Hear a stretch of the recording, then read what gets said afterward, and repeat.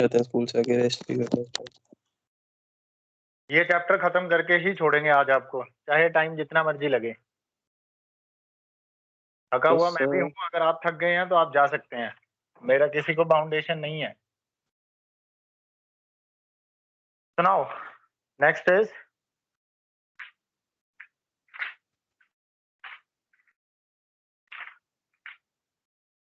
अब हम लोग पढ़ेंगे modes of transfer of heat. Modes of transfer of heat. बच्चे, हीट को ट्रांसफर करने के 3 मोड्स होते हैं। हीट 3 मोड से ट्रांसफर होती है। एक होता है conduction,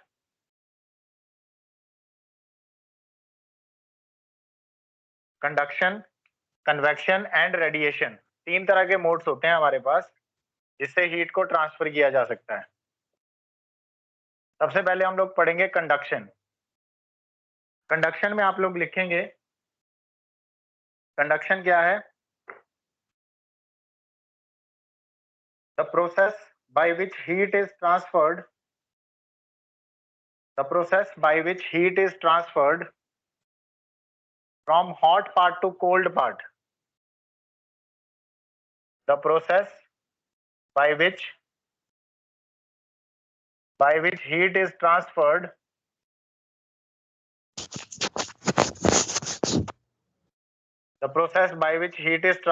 from hot part to cold part of a body, from hot part to cold part of a body through the transfer of energy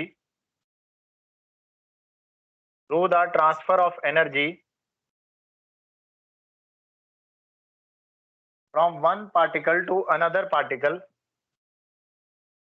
from one particle बोले तो एक atom, from one particle to another particle,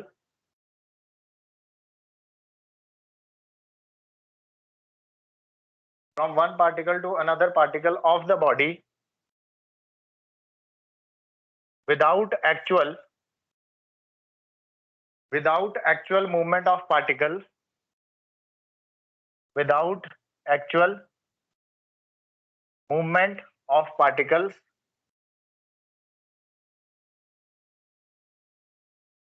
from their equilibrium position, from their equilibrium position, from their equilibrium position is called conduction। तो बच्चे, ये है conduction की definition. यानी conduction में क्या होगा, आओ एक एग्जांपल लेते हैं। फॉर एग्जांपल, जैसे ये अपने पास मान लो बॉडी है, ये बॉडी के, मैं इस बॉडी के दो पार्ट्स को, इस बॉडी को दो पार्ट्स में डिवाइड कर देते हैं, इस बॉडी को दो पार्ट्स में डिवाइड कर देते हैं। मान लो ये वाला पार्ट हॉट है और ये वाला पार्ट कोल्ड है। बॉडी एक ही है लेकिन इसके दो पार्ट्स हैं, एक हॉट पार्ट है और दूसरा कोल्ड पार्ट है। तो आप देखोगे हॉट पार्ट से एनर्जी जो है कोल्ड पार्ट में कंडक्ट करना शुरू कर देगी। कंडक्शन का मतलब होता है एक ही बॉडी के अंदर कोई सॉलिड बॉडी है, उसके हॉट पोर्शन से कोल्ड पोर्शन की तरफ हीट ट्रांसफर हो जाएगी, इसको कहते हैं कंडक्शन। और ऐसा होता किस वजह से है? ऐसा होता है, यहां देखो कैसे होता है, from hot part to a cold part through the transfer of energy from one particle to another particle. Actual में होता ये है कि यहाँ का एक पार्टिकल अगले पार्टिकल को एनर्जी ट्रांसफर करता है, फिर अगला पार्टिकल उससे अगले पार्टिकल को एनर्जी ट्रांसफर करता है, और इस तरह से एनर्जी ट्रांसफर हो जाती है एक पार्ट से दूसरे पार्ट में। तो दिस इज कॉल्ड कंडक्शन, जो particle to particle energy transfer होती है, एक एटम से दूसरे एटम में, दूसरे से तीसरे एटम के पास। और इस प्रोसेस में एक और चीज बड़ी इंपॉर्टेंट है, that is this, without actual movement of the particles from their equilibrium position. यानी यहां पर पार्टिकल खुद मूव नहीं करते, particles are not moving, they are just transferring the energy from one part to another part। from one particle to another particle, but actually they are not moving. उनकी actual movement नहीं होती है इसमें conduction में।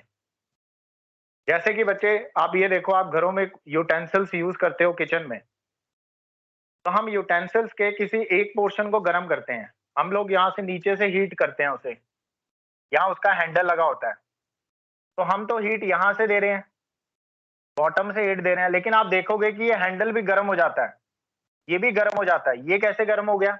Actual में heat particle by particle transfer हुई है, इस पार्टिकल से इस पार्टिकल में, फिर इसके पास यहाँ से इस हैंडल के पार्टिकल्स में, ऐसे हीट ट्रांसफर होती होती पूरा हैंडल भी गर्म हो जाता है।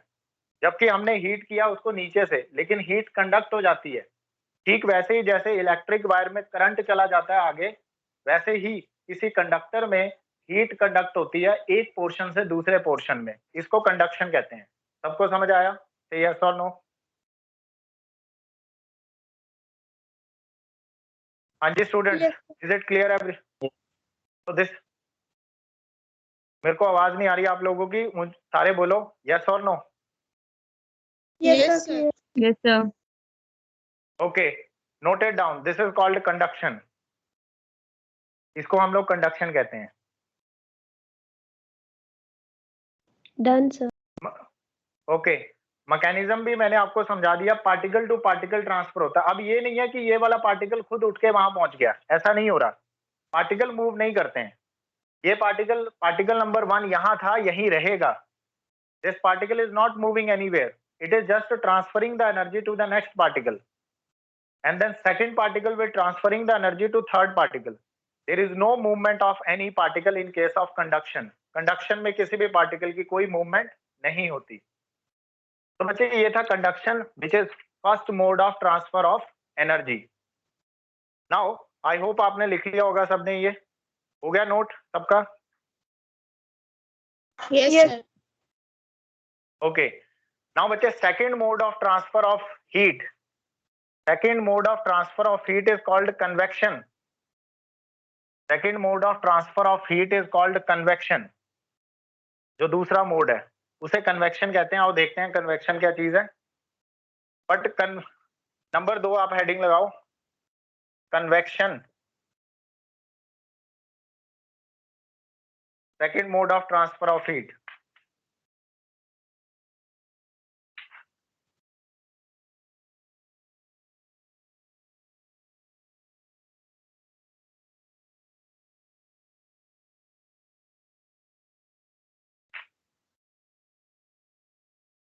कन्वेक्शन में आप लिखोगे द प्रोसेस ऑफ, कन्वेक्शन में आप लिखोगे the process of heat transfer, the process of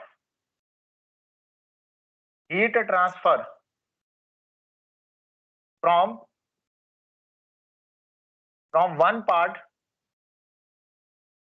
one part of a fluid, from one part of a fluid to another part, from one part of a fluid to another part by actual movement of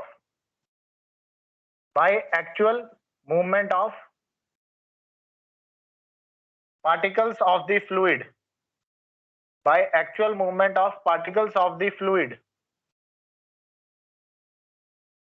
is called convection। यानी conduction से हटके है ये चीज, convection जो है, इससे भी हीट ट्रांसफर होती है, लेकिन ये किस में होता है? नंबर 1 पॉइंट, फ्लूइड को अंडरलाइन करो, यानी ये फ्लूइड्स में होता है कन्वेक्शन। सॉलिड में क्या हो रहा था? कंडक्शन हो रही थी, लेकिन कन्वेक्शन जो है वो फ्लूइड्स में होता है। लिक्विड होगी या गैस होगी, वो इसी कन्वेक्शन के प्रोसेस से ही हीट होती हैं। तो अगला पॉइंट लिखना है ना, फ्लूइड के अंदर कौन कौन आता है? लिक्विड एंड गैसेज आती हैं।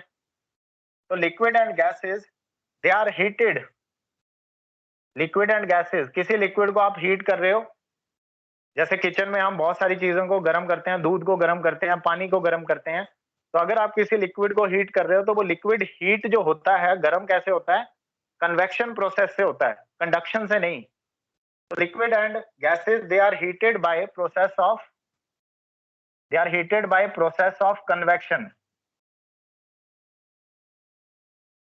अब इसको आप ऐसे कह सकते हो, जैसे ये आपका यूटेंसिल है, आपने यूटेंसिल को गर्म किया, नीचे से हीट दी, पहले यूटेंसिल गर्म होगा, फिर यूटेंसिल के गर्म होने की वजह से लिक्विड के पार्टिकल्स जो हैं गर्म होना शुरू होंगे, फिर वो पार्टिकल खुद मूव करेंगे। हॉट पार्टिकल खुद मूव करेगा आगे पीछे, लिक्विड में मूवमेंट पॉसिबल है पार्टिकल की by the actual movement of particles. Convection process में पार्टिकल खुद मूव करते हैं, वो एनर्जी ट्रांसफर नहीं करते। क्लियर है बच्चों, कोई doubt? No sir. So this No. second mode of हाँ जी, this second mode of transfer is called convection. Please note it down.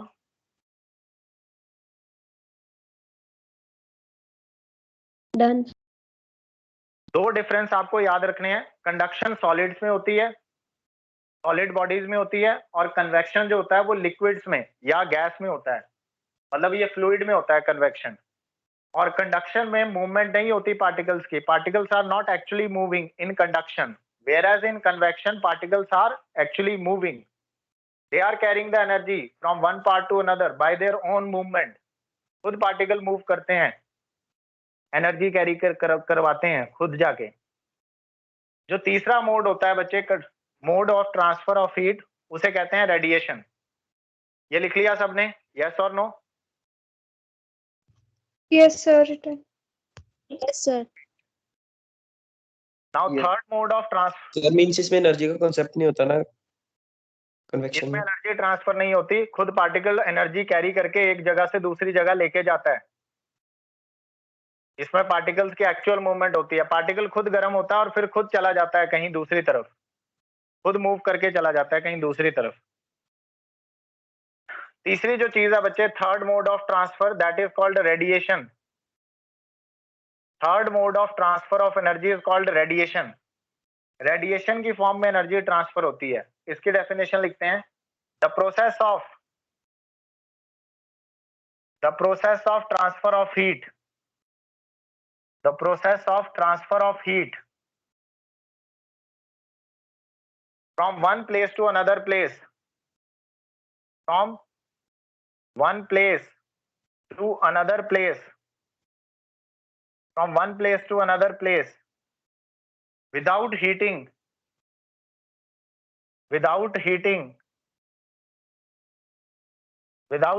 the intervening medium, without heating the intervening medium is called radiation.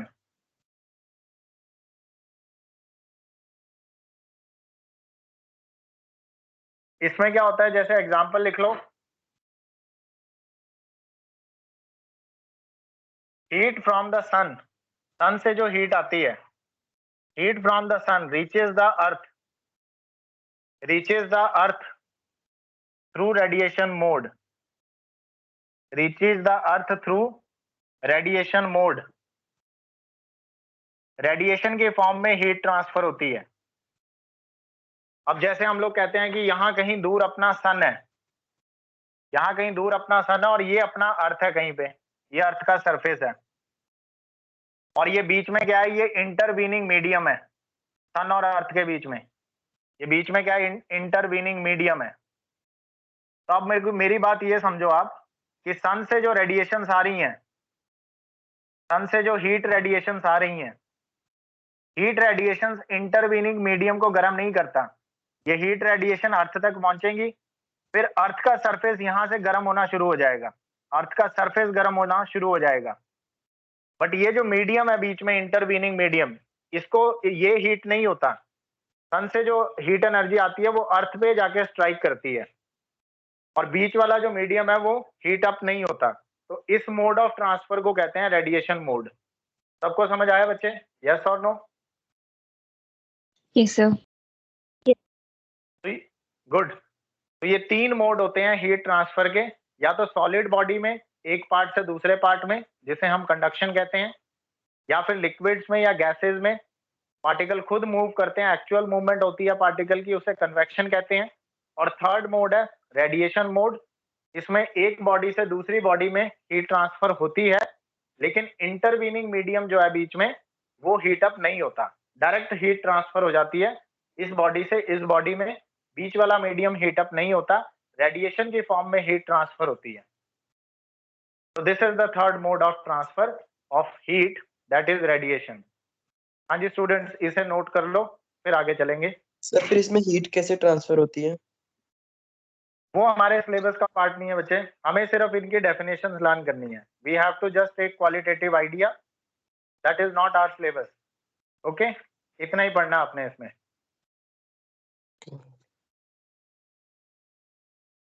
बस आपको definition और example पता होने चाहिए इसमें।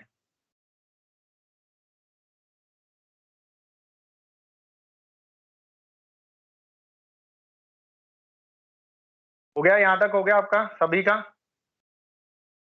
Yes, sir. Yes, sir. Okay, अब तीनों मोड पढ़ने के बाद अगली जो टर्म हम लोग पढ़ने जा रहे हैं that is called thermal conductivity. Next term जो है, जो हम लोग अभी पढ़ेंगे, that is called thermal conductivity. तो हेडिंग लगा देनी है थर्मल कंडक्टिविटी, ये कंडक्शन से रिलेटेड है।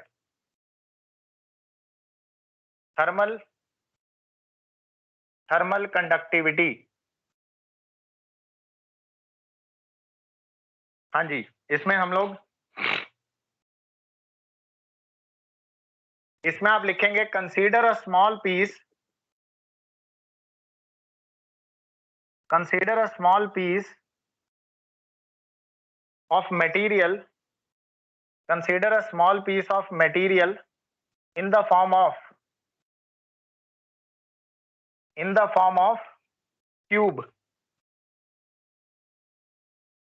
in the form of cube as shown in figure। मतलब हमने किसी बॉडी का एक छोटा सा टुकड़ा ले लिया और टुकड़े की शेप भी कैसी ली, क्यूबिकल शेप ली है। तो मान लो कि उस बॉडी का एक छोटा सा जो पोर्शन है जो क्यूबिकल शेप में है, वो मैंने ये ड्रॉ किया। हमने किसी बॉडी का एक छोटा सा टुकड़ा ले लिया क्यूबिकल शेप में। मान लो अपने पास कोई बड़ी सी बॉडी थी, हमने उस बॉडी का एक छोटा सा पीस निकाल लिया क्यूब शेप का, ये साइड में बना दिया मैंने। यहाँ पे किसी मटेरियल का एक छोटा सा पीस निकाल लिया क्यूब शेप का। अब इसका ये वाला जो फेस है, बिल्कुल इधर वाला, इसे हम बोलेंगे फेस नंबर 1। ये first face,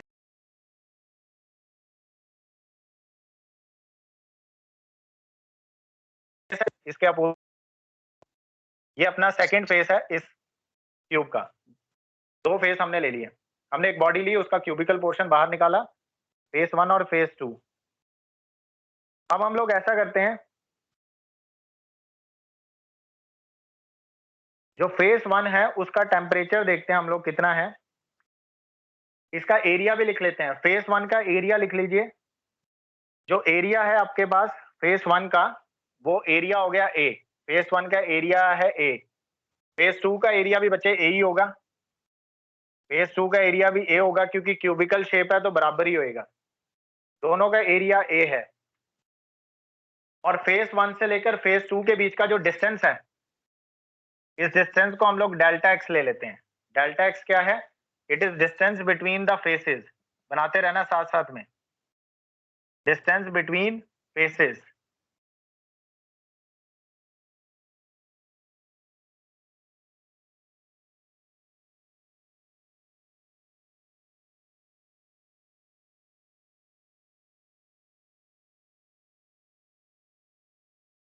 sir screen pause हो गई है sir. Yes sir. So your screen froze. हाँ अभी चल पड़ी होगी, देखो चल पड़ी। यस सर, ये दोबारा बता दें। कुछ नहीं बताया मैंने अभी तक, मैं रुक जाता हूँ जैसे ही नेटवर्क इश्यू गायब होता है। मैं ये कह रहा था, फेस 1 और फेस 2 दोनों के बीच में जो डिस्टेंस है वो है डेल्टा एक्स। डेल्टा एक्स क्या है? Distance between faces. फेस 1 का एरिया ए, फेस 2 का एरिया भी ए, और दोनों फेसेस के बीच का जो डिस्टेंस है, that distance is delta x. Delta x is distance between the two faces. अब फेस 1 के टेम्परेचर की बात करते हैं। जो फेस 1 है उसका जो टेम्परेचर है, फेस 1 का जो टेम्परेचर है that is T plus delta T. Face 1 के टेम्परेचर को टी प्लस डेल्टा टी ले रखा है, और फेज 2 का जो टेम्परेचर है, फेज 2 का जो टेम्परेचर है उस टेम्परेचर को ले रहे हैं T। यानी अगर मैं फेज 1 और फेज 2 के बीच में टेम्परेचर डिफरेंस देखूं तो अगर इसका टेम्परेचर T है तो फेज 1 का टेम्परेचर थोड़ा सा ज्यादा है। यानी अगर हम बोलें तो फेज 1 हॉट है, फेज 1 हॉट है और कंपैरेटिवली फेज 2 जो है वो कोल्ड है, क्योंकि सर फेज 2 लेट का किया हमने। टेम्परेचर T है। हाँ लेट किया है आपने। ऑब्वियसली एक बॉडी के दो पार्ट्स को उठाओगे तो बॉडी का कोई एक हिस्सा ज्यादा गर्म होगा, दूसरा हिस्सा कम गर्म होगा, कोई ना कोई टेम्परेचर डिफरेंस होगा। तो ये फेज 1 वाला पार्ट हॉट है, फेज 2 वाला पार्ट कोल्ड है। इसका टेम्परेचर थोड़ा ज्यादा है, डेल्टा टी अमाउंट से ज्यादा है, इसका टेम्परेचर कम है, तभी तो कंडक्ट होगी ना हीट। जब तक टेम्परेचर डिफरेंस नहीं होता तब तक हीट कंडक्ट नहीं हो सकती। हमें पता है हीट कैसे कंडक्ट होगी, हॉट बॉडी से कोल्ड बॉडी में। यानी इस वाले फेज से अब हीट उस फेज में ट्रांसफर होगी। तो यहां से यहां तक हो रही है हीट कंडक्शन, फेज 1 से फेज 2 की तरफ। और ये हीट कंडक्शन क्यों हो रही है? क्योंकि फेज 1 का टेम्परेचर फेज 2 से ज्यादा है। हाँ जी बच्चों, यहां तक मेरी बात समझ आई सभी को? यस और नो? यस और नो?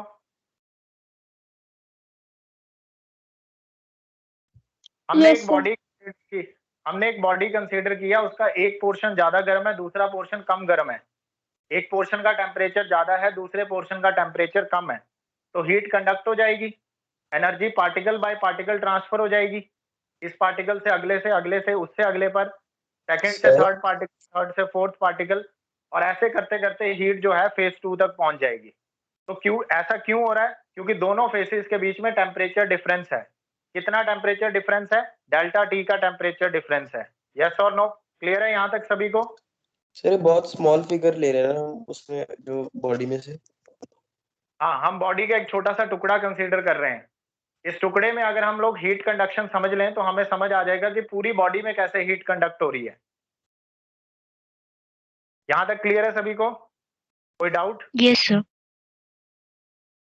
ओके बच्चे, अब देखते हैं। सारी चीजें हमने लिख ली, पहले ये डायग्राम बना लो फिर आगे चलें। इतना डायग्राम बना लो और ये सब लिख लेना जो मैंने लिखा है। एरिया भी लिख लेना, टेम्परेचर भी लिख लेना, डिस्टेंस बिटवीन द फेसेस भी लिख लेना, ये सब चीजें लिख लो, अच्छे से फिगर बना लो। Done. ओके शाबाश। तो अब हमें पता चल गया कि फेज 1 से फेज 2 में हीट कंडक्ट हो रही है क्योंकि टेम्परेचर डिफरेंस है। फेज 1 से फेज 2 में हीट कंडक्ट हो जाएगी कंडक्शन प्रोसेस से, जो हमने अभी अभी पढ़ा है कि कंडक्शन कैसे होती है। तो क्योंकि एक हिस्सा अगर ज्यादा गर्म है तो ज्यादा गर्म वाले हिस्से से हीट कम गर्म वाले हिस्से में ट्रांसफर हो जाएगी कंडक्शन फिनोमिना से। तो हमने देखा, इट इज फाउंड दैट, आगे आप लिखोगे, इट इज फाउंड दैट, क्या हमें पता चला? हमें यह पता चला कि हीट ट्रांसफर हो रही है। It is found that, it is found that the heat flows from, it is found that heat flows from, transfer हो रही है हीट 1 to 2, हीट फर्स्ट से सेकंड फेज में ट्रांसफर हो रही है। मान लो कितनी हीट ट्रांसफर हो रही है? Q amount of heat transfer हो रही है। Let Q is the amount of heat conducted, मतलब कितनी हीट कंडक्ट हुई है फेज 1 से फेज 2 में, तो हमने वो ले लिया Q। ठीक है बच्चों? अब Q amount of heat conduct हो रही है, तो बच्चे ये जो Q होता है, this Q is directly proportional to, लिखते रहना, this Q is directly proportional to the area, area के डायरेक्टली प्रोपोर्शनल है। ये सब चीजें एक्सपेरिमेंटली देखी गई कि जितना ज्यादा एरिया रहेगा उतना ही ज्यादा हीट ट्रांसफर हो रही है, क्योंकि ज्यादा एरिया होगा तो ज्यादा पार्टिकल्स होंगे, ज्यादा पार्टिकल्स होंगे तो पार्टिकल टू पार्टिकल एनर्जी भी ज्यादा ट्रांसफर होगी। तो heat conduction is directly proportional to area, number 1 point. सबको समझ आ गई ये बात? यस और नो? बताओ मुझे। Yes sir. और किस किस चीज के डायरेक्टली प्रोपोर्शनल आओ देख लेते हैं। Also directly proportional to, actual में आप इसको ऐसे भी कह सकते हो, ए हमने लिया एरिया ऑफ फेज 1, वैसे तो फेज 2 का भी एरिया यही है, पर फिर भी हम लोग फेज 1 बोले तो हॉट वाली बॉडी का एरिया लेते हैं, हॉट पार्ट का। यहाँ पर जो हम ए ले रहे हैं that is area of hot part, face 1 बोले तो हॉट पार्ट का एरिया ले रहे हैं। वैसे दोनों का बराबर है, बट मोस्टली क्या लेंगे, जो हॉट पार्ट होगा उसका एरिया कितना है उसके डायरेक्टली प्रोपोर्शनल है।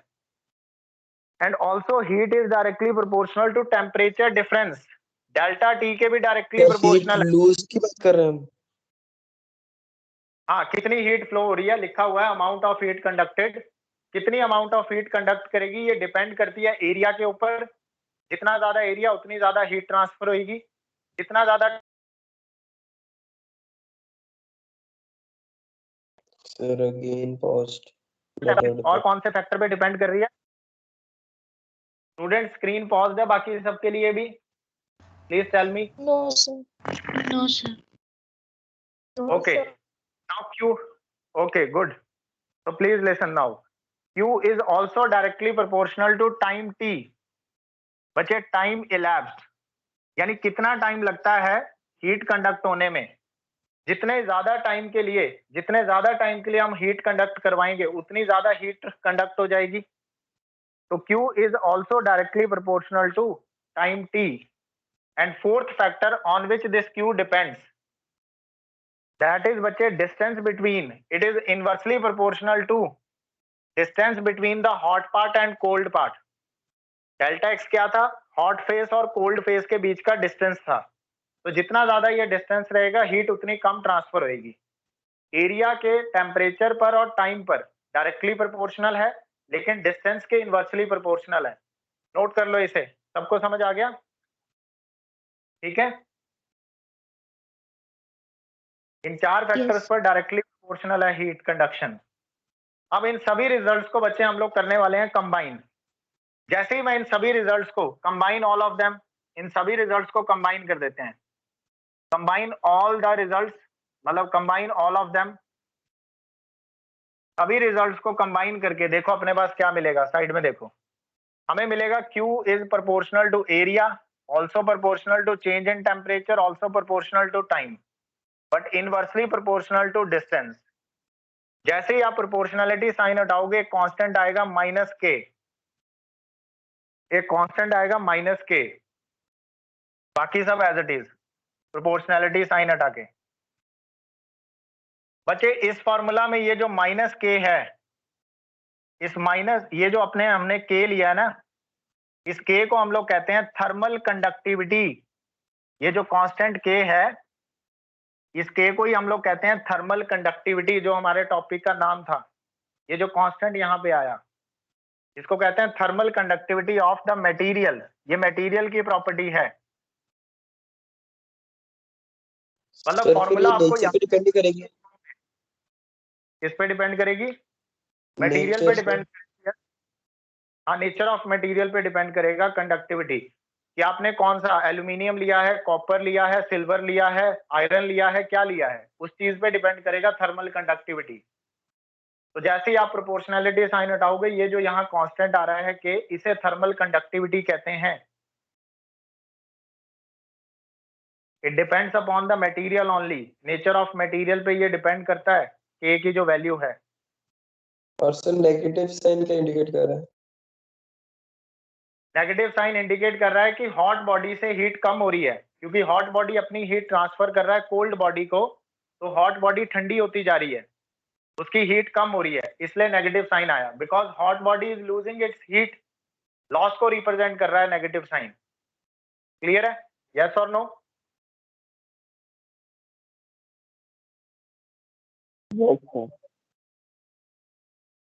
यस स्टूडेंट, सबको क्लियर है ना? आई होप सो सबको क्लियर हो गया होगा यहाँ तक।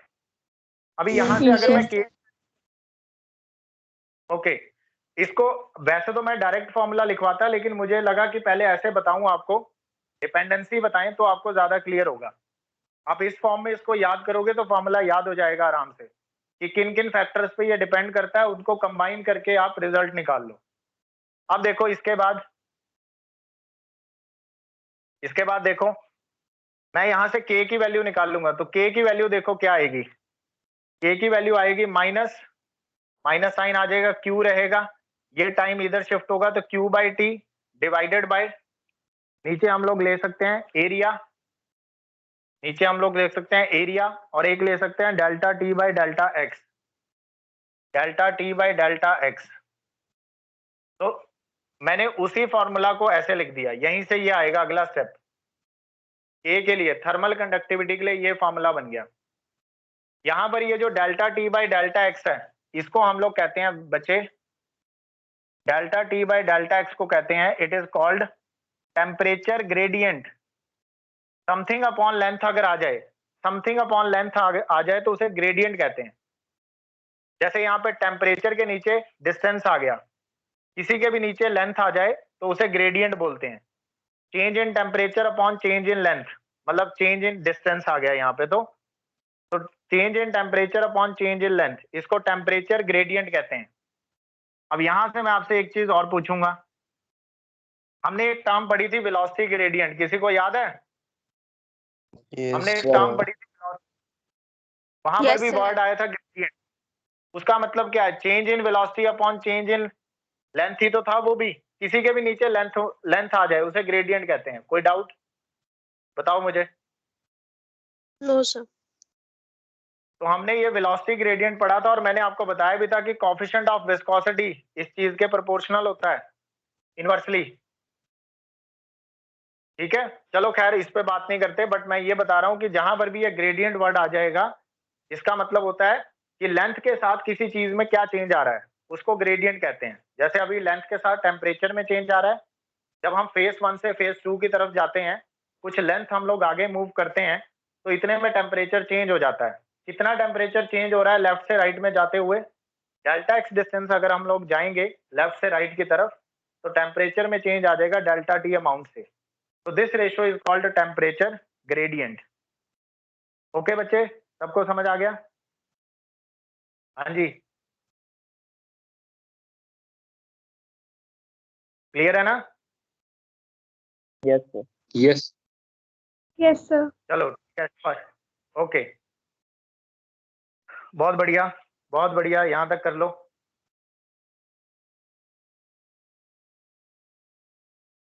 थर्मल कंडक्टिविटी हो गया है।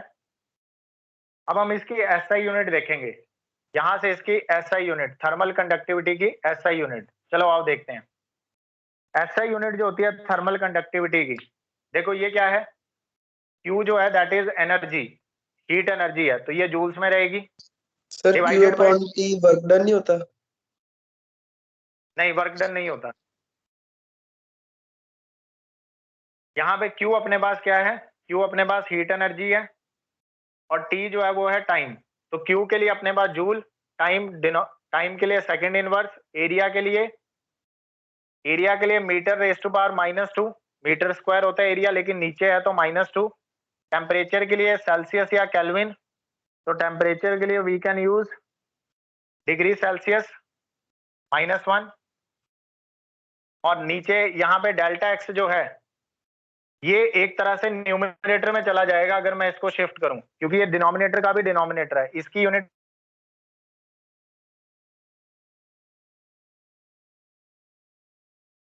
होगी, बाद जो यूनिट आएगी बच्चे, ये हो गई एसआई यूनिट, ये हो गई SI unit of thermal conductivity. अगर मैं इसे सीजीएस यूनिट में लिखूं, सीजीएस यूनिट में इसको लिखूं, तो जूल कैलोरीज में आ जाएगा और मीटर सेंटीमीटर में आ जाएगा। सीजीएस यूनिट भी लिख लो, सीजीएस यूनिट जूल आ जाएगा, calories second -1, metre minus centimetre में चला गया, और सेल्सियस को आप सेल्सियस रहने दो, तो डिग्री सेल्सियस -1। ठीक है बच्चे, कोई डाउट? सर एक बार ये नो यूनिट सर। दोबारा से बता दोगे? एसआई यूनिट, मेरी स्क्रीन पॉज हो गई थी। ऐसे जानबूझ के मत बोला करो स्क्रीन पॉज सर होगी, एक सर बार सुन लो। नहीं सर, क्योंकि सर जो है, सर अरे सच में होगी सर। मेरे साथ मत बोलो, सीधी यहाँ पे ध्यान दो। क्यू की वैल्यू है जूल्स, टाइम की वैल्यू सेकेंड्स में, एरिया की वैल्यू मीटर स्क्वायर, टेम्परेचर की वैल्यू सेल्सियस, और डेल्टा एक्स की वैल्यू मीटर। जब ये सारी वैल्यूज यहाँ पुट करोगे तो ये आंसर आ जाएगा। ये करके देखना खुद ही, इतने कैपेबल हैं आप। 11th क्लास में है, कोई 5वीं क्लास के बच्चे नहीं है आप। डू इट योरसेल्फ, बता दिया मैंने एक बार। सर सच्ची स्क्रीन पॉज हो गई थी सर। और स्क्रीन पॉज भी होगी साहेब, फिर भी यहाँ वैल्यू डाल लो ना भाई, एनर्जी की यूनिट जूल है, टेम्परेचर टाइम की यूनिट सेकंड है, एरिया की मीटर स्क्वायर, टेम्परेचर की केल्विन या सेल्सियस और डिस्टेंस की metre. Just put the units of them. Formula आपके सामने है, उनकी यूनिट्स पुट करो, आ जाएगी के की यूनिट्स। ये कोई बहुत बड़ा सवाल थोड़ी ना है कि हाँ आप नहीं कर सकते इसे, बस आपको बोलने का बहाना चाहिए और वो आप बोल रहे हैं। यहां तक नोट कर लो सारे।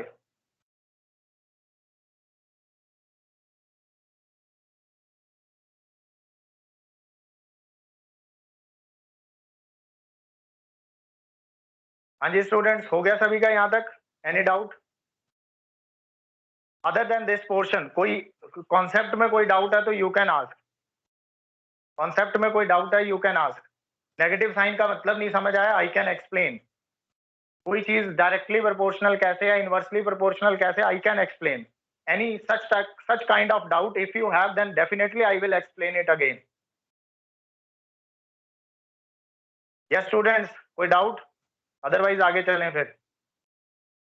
No, sir. ओके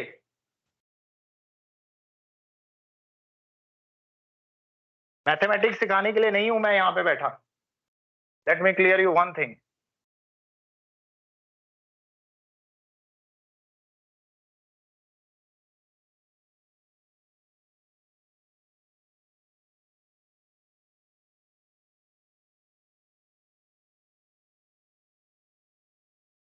जिसको आगे पीछे शिफ्ट करना नहीं आता वो 11th क्लास में कर क्या रहा है? जिसको यही नहीं पता कि शिफ्टिंग कैसे होती है टर्म्स की, left to right is equal to, क्या करेगा वो student? Try to improve yourself. This is not the way. Every time I am going to explain you कि बच्चे ये यहां से यहां इसलिए गया क्योंकि वो वहां डिवाइड हो रहा था, यहाँ मल्टीप्लाई हो गया, ये -+1 कैसे बन गया? That depends on it. It is very simple basic part. Again and again you are asking question, silly questions.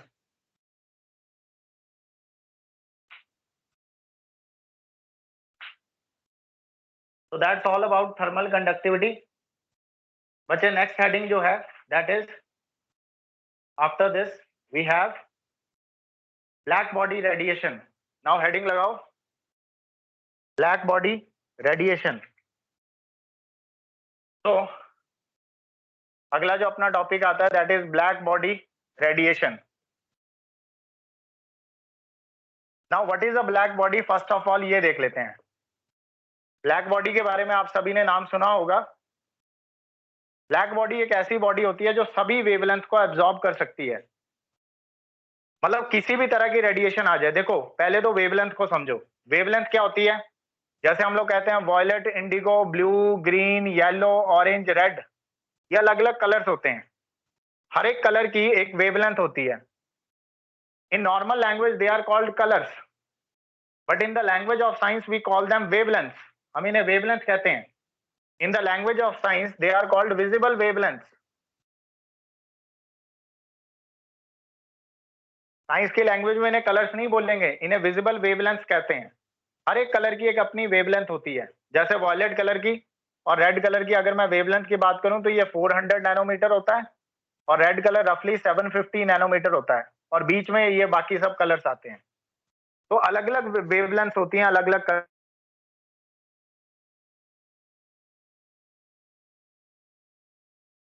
Colour की। वॉयलेट, इसके बाद आपको इंफ्रारेड रेडिएशंस होती हैं, उनकी वेवलेंथ 400 से भी ज्यादा है। रेड से नीचे क्या मिलेगा? जो रेड से भी ज्यादा वेवलेंथ वाले होंगे, रेड से भी ज्यादा वेवलेंथ वाले इंफ्रारेड नीचे मिलेगा। जो रेड से भी ज्यादा वेवलेंथ वाले हैं, इसके ऊपर आपको अल्ट्रा वायलेंट रेडिएशंस, वो विजिबल नहीं है, विजिबल इतना पोर्शन है बस। ये वेवलेंथ विजिबल्स हैं, बाकी सभी वेवलेंथ विजिबल नहीं है। तो ब्लैक बॉडी क्या चीज है? ब्लैक बॉडी एक ऐसी बॉडी है जो सभी वेवलेंथ्स को एब्जॉर्ब कर सकती है। It can absorb all the wavelength. एक बार कोई वेवलेंथ ब्लैक बॉडी को जाके हिट करेगी तो वापस नहीं आएगी वो बॉडी, कभी वो वेवलेंथ कभी वापस नहीं आएगी। जबकि मिरर में क्या होता है? मान लो ये मिरर है, मान लो ये मिरर है, मिरर में क्या हो रहा है? मान लो आपने ये 450 नैनोमीटर की कोई वेवलेंथ भेजी, यानी कोई लाइट भेजी आपने, यहां से ये रिफ्लेक्ट करके इधर को वापस आ जाएगी। 450 नैनोमीटर वाली वेवलेंथ रिफ्लेक्ट होके वापस आ जाएगी। लेकिन अगर इसकी जगह ये ब्लैक बॉडी आ जाए, सपोज करो कि ये ब्लैक बॉडी है, तो 450 नैनोमीटर की वेवलेंथ आएगी तो सही, लेकिन रिफ्लेक्ट नहीं होएगी। ये पूरी की पूरी ब्लैक बॉडी इस वेवलेंथ को एब्जॉर्ब कर लेगी। ये वेवलेंथ गई, गायब हो गई, बॉडी ने उसको एब्जॉर्ब कर लिया। 450 नैनोमीटर क्या, 750 नैनोमीटर की वेवलेंथ भी अगर ब्लैक बॉडी के ऊपर गिरी तो वापस नहीं आएगी, उसको भी वो एब्जॉर्ब कर लेगा। या दुनिया की कोई भी वेवलेंथ अगर ब्लैक बॉडी के ऊपर जाके गिरती है तो वो वापस नहीं आएगी, ब्लैक बॉडी उस वेवलेंथ को एब्जॉर्ब कर लेगी। तो ब्लैक बॉडी एक ऐसी बॉडी होती है जो दुनिया की सारी वेवलेंथ को एब्जॉर्ब कर सकती है। हाँ जी स्टूडेंट्स, क्लियर है मेरी बात? यस और नो, बताओ मुझे। Yes, sir. ब्लैक बॉडी किसी भी वेवलेंथ Yes. को किसी भी वेवलेंथ को छोड़ेगी नहीं। दुनिया की कोई भी वेवलेंथ आ जाए, छोटी से छोटी, बड़ी से बड़ी, ब्लैक बॉडी उसे छोड़ेगी नहीं, उसको एब्जॉर्ब कर लेगी। तो लिखते हैं ब्लैक बॉडी की डेफिनेशन। देखो ब्लैक बॉडी में, अ perfectly black body, a perfectly black body, a perfectly black body is one which absorbs, a perfectly black body is one which absorbs all the radiations, जो सभी radiations को absorb कर ले, which absorbs all the radiations of whatever wavelength, कोई भी wavelength हो, which absorbs all the radiations of whatever wavelength, चाहे कैसी भी wavelength हो, कम ज्यादा छोटी बड़ी, सभी wavelengths को ये बॉडी एब्जॉर्ब कर सकती है, सारी रेडिएशंस को एब्जॉर्ब कर सकती है एक perfect black body. All wavelengths incident on it, all wavelengths incident on it, it absorbs all the wavelength. In short हम ऐसे कह सकते हैं। ना तो ये बच्चे रिफ्लेक्ट करती है ना ट्रांसमिट करती है। अगला पॉइंट आप लिखोगे इट नाइदर रिफ्लेक्ट, जैसे कि मैंने आपको मिरर का एग्जांपल दिया, मिरर के ऊपर रिफ्लेक्शन हो जाती है, लेंस ले लूं तो लेंस जो है ट्रांसमिट कर देगा, ग्लास स्लैब से आर पार चली जाएगी रेडिएशन। लेकिन ब्लैक बॉडी के पास अगर ब्लैक बॉडी की तरफ कोई रेडिएशन इंसिडेंट होती है तो ना तो वो रिफ्लेक्ट होएगी ना वो ट्रांसमिट होएगी। तो वही लिखने जा रहा हूं मैं पॉइंट, इट नाइदर रिफ्लेक्ट्स, ना तो बॉडी रिफ्लेक्ट करती है नॉर ना ट्रांसमिट करती है, nor transmit any incident radiation, nor transmit any incident radiation, not transmit any incident radiation, ना तो रिफ्लेक्ट करती है ना ट्रांसमिट करती है। एंड देयरफॉर अपीयर्स ब्लैक, और इसीलिए वहां से लाइट टकरा के हमारी आंखों तक नहीं आती और इसलिए हमें काली दिखती है वो body. And therefore it appears black, therefore it appears black. Whatever be the color of the incident radiation, कोई फर्क नहीं पड़ता, कोई वेवलेंथ का कलर आ जाए, कोई भी लाइट आप ब्लैक बॉडी के ऊपर फॉल करवाओ, लाल रंग की लाइट, ब्लू रंग की लाइट, येलो कलर की लाइट, व्हाटएवर, ब्लैक बॉडी जाएगी उसके पास। अगर वो लाइट उसके पास जाएगी, ब्लैक बॉडी उसे एब्जॉर्ब कर लेगी, ना तो वो उसे रिफ्लेक्ट करेगी ना उसे रिफ्रैक्ट करेगी ना ट्रांसमिट करेगी, इसलिए वो बॉडी हमें काली ही दिखाई देगी। हाँ जी बच्चों, क्लियर है सभी को? यस और no? Yes, sir. So that is the definition of perfect black body. This is what I call black body. अब क्वेश्चन ये राइज होता है कि दुनिया में ऐसी कोई ब्लैक बॉडी है? तो आंसर है नो। दुनिया में ऐसी कोई भी बॉडी नहीं है जो एकदम 100% ब्लैक बॉडी हो। Nothing is 100% black body. 100% black body कोई नहीं है। यानी कुछ ना कुछ लाइट वो रिफ्लेक्ट करेगी बॉडी, या कुछ अमाउंट ऑफ लाइट वो ट्रांसमिट करेगी बॉडी, या कुछ रेडिएशन कहीं ना कहीं वो रिफ्लेक्ट या ट्रांसमिट करेगी। 100% परफेक्ट ब्लैक बॉडी हमारे पास दुनिया में नहीं है, ये कंप्लीटली आइडियल केस है। एक साइंटिस्ट था जिसने 99% तक एक परफेक्ट ब्लैक बॉडी बनाई थी। उस ब्लैक बॉडी को हम लोग लैंप ब्लैक कहते हैं या फिर प्लैटिनम ब्लैक कहते हैं। जो प्रैक्टिकल ब्लैक बॉडीज हैं 99% जो सही हैं, तो अगले आप एग्जांपल में लिख सकते हो practical black bodies, not ideal. Practical black bodies के एग्जांपल अगर मैं बात करूं, 100% तो ये भी नहीं है, बट हाँ 99% तक ये ब्लैक बॉडीज हैं। तो इनका जो नाम है, number one is lamp black, one is lamp black, number 2 is platinum black, number 2 is platinum black.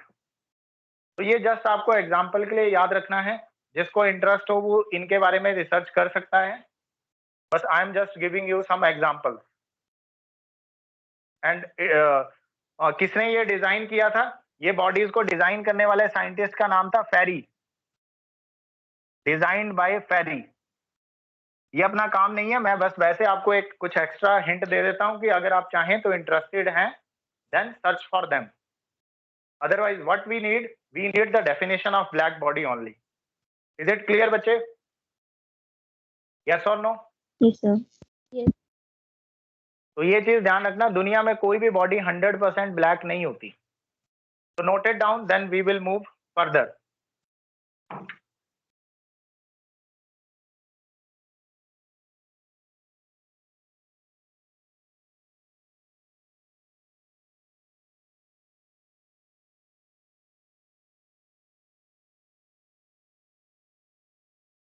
Done. Okay. So this is discussing. Now we will discuss some important terms regarding black body. तो अगली heading जो अपनी लगेगी, black body की definition हमने पढ़ ली, यही अपने काम की चीज है। बस एक चीज ध्यान रखना, दुनिया में कोई बॉडी परफेक्टली ब्लैक नहीं होती। हाँ, 99% तक डिजाइन करके बनाई गई है। पेरी ने डिजाइन किया था लैंप ब्लैक और प्लेटिनम ब्लैक नाम की कुछ ब्लैक बॉडीज। तो आप इनके बारे में खुद रिसर्च कर सकते हैं। इसके लिए हमने, ये आपको कोई एग्जाम में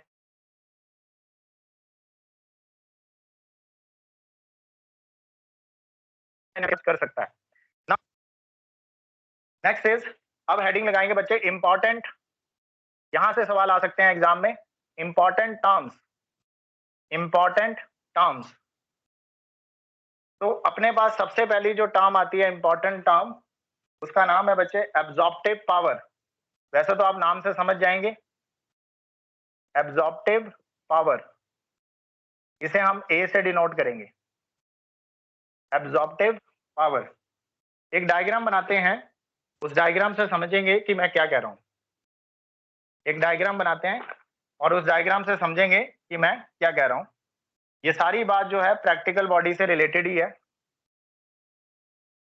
तो सपोज करो कि अपने पास कोई बॉडी है, यहां पर ये अपने पास कोई एक बॉडी है और हमने इस बॉडी के ऊपर एक इंसिडेंट रेडिएशन इंसिडेंट करवाई।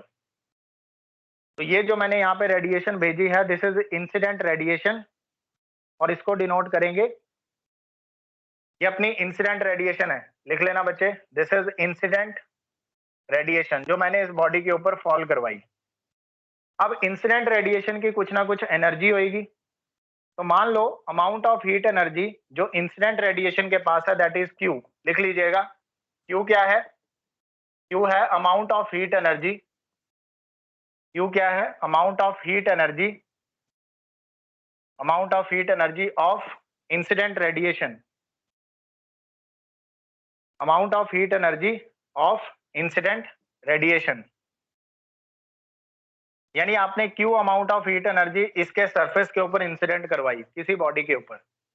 अब ये बॉडी क्या कर सकती है? यहां से हो सकता है कि ये बॉडी, मान लो आपने यहां से, ये ऐसे लिख रहा हूं, मान लो आपने 100% यहां से क्यू की वैल्यू 100 ले ली। सपोज क्यू की वैल्यू 100 जूल है, रैंडम एग्जांपल है। 100 जूल में से मान लो 20 जूल इधर को चली गई, 100 जूल में से मान लो 20 जूल रिफ्लेक्ट हो गई, तो बची हुई 80 जूल जो है वो ट्रांसमिट हो, बची हुई 80 जूल जो है वो रिफ्रैक्ट हो जाएगी। बची हुई 80 जूल जो है उसे हम बोलेंगे एब्जॉर्ब हो गई। 80 जूल जो है वो एब्जॉर्ब होगी, लाइक दिस। जरूरी नहीं है कि सारी की सारी हीट एक ही तरफ जाएगी। some part of that heat is reflected and some part of that heat is absorbed by the body। जैसे यहाँ पे 80 जूल बॉडी ने एब्जॉर्ब कर लिया और 20 जूल बॉडी ने ट्रांसमिट कर दिया।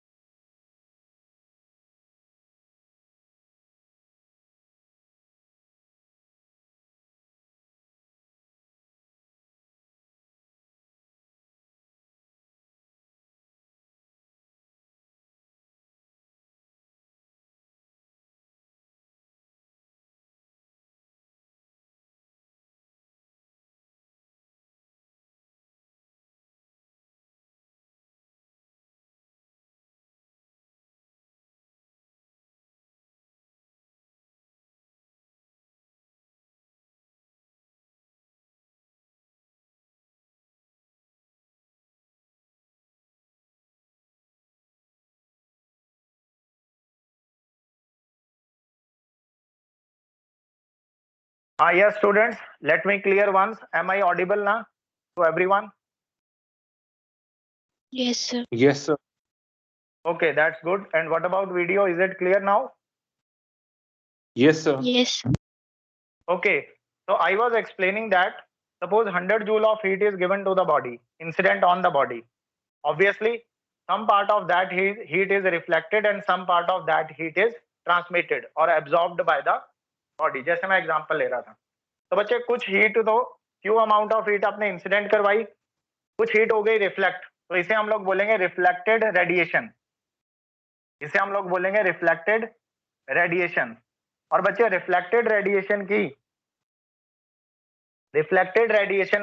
जो हीट एनर्जी है उसे क्यू आर से डिनोट कर रहे हैं।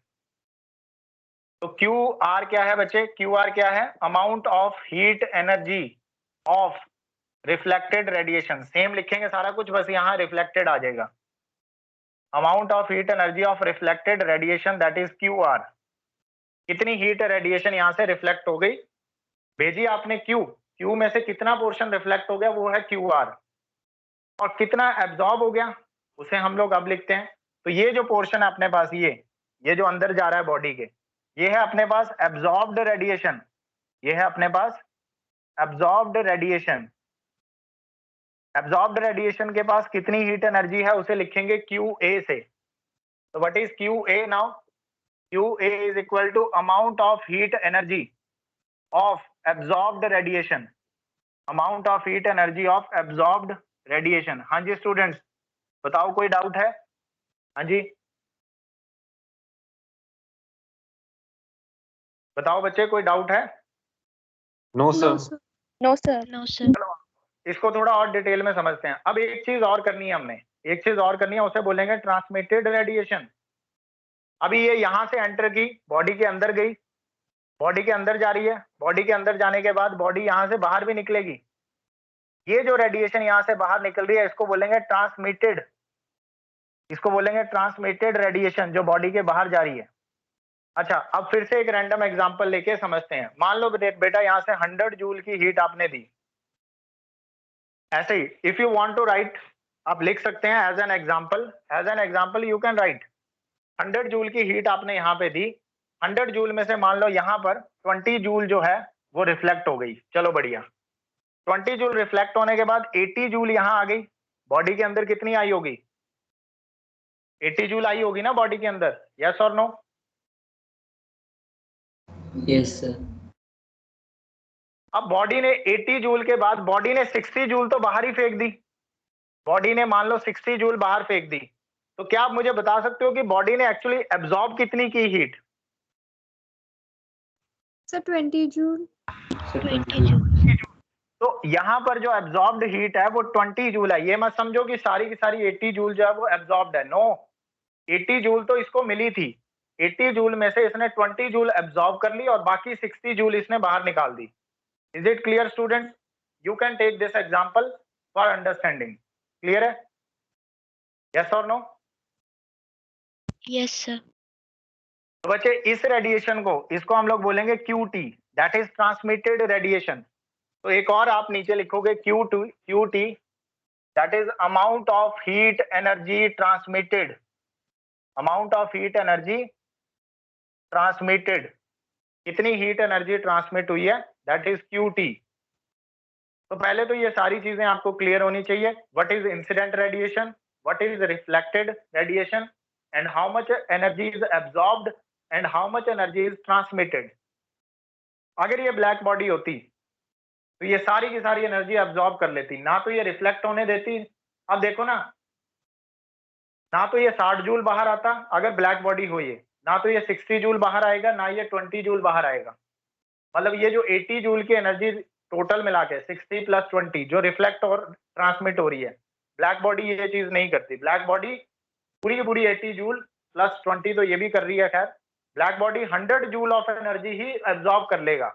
एब्जॉर्ब करने के बाद ना तो वो रिफ्लेक्ट करेगा ना वो ट्रांसमिट करेगा। अगर मैं ब्लैक बॉडी की बात करूं, ये तो नॉर्मल बॉडी की बात हो रही है। क्लियर है बच्चों? यस और नो? यहां तक लिख लिया सबने? कोई डाउट? Yes sir. हाँ जी बच्चे, कुछ पूछना चाहते हो? नहीं तो मैं आगे चलूं।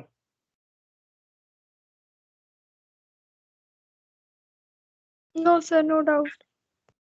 Okay, that's good. लिख लिया ना सबने? ये रब कर दूं इतना portion? Yes, sir. Okay, now what we will do, अब हमें ये जो चीज हमने ऊपर लिखी है एब्जॉर्प्टिव पावर, इसको जरा डिफाइन करते हैं। तो बच्चे एब्जॉर्प्टिव पावर क्या होती है? मतलब कितनी हीट एनर्जी एब्जॉर्ब हुई और कितनी आपने, एब्जॉर्प्टिव पावर क्या होती है? ए, कितनी हीट एब्जॉर्ब हुई और कितनी आपने दी थी। Heat absorbed divided by heat given. आपने क्यू अमाउंट ऑफ हीट दी, उसमें से कितनी एब्जॉर्ब हुई, that is called absorptive power. This is absorptive power. बाकी अब आपको सिंबल सारे क्लियर हैं क्योंकि वो मैंने पहले एक्सप्लेन कर दिए। अब अगर मैं एक परफेक्ट ब्लैक बॉडी की बात करूं, और परफेक्टली ब्लैक बॉडी, कोई बता सकता है एब्जॉर्प्टिव पावर कितनी आएगी? और perfectly black body what is the? Sir 1। Sir, एक- 1, sir. Sir, 1. बढ़िया, शाबाश। 100 जूल आपने हीट दी और 100 जूल ही एब्जॉर्ब होगी, तो 100 अपॉन 100 1। मतलब कि बच्चे परफेक्टली ब्लैक बॉडी के लिए एब्जॉर्प्टिव पावर की वैल्यू आएगी 1, और अगर कोई और बॉडी है तो वैल्यू लेस देन 1 रहेगी। And for a normal body it is less than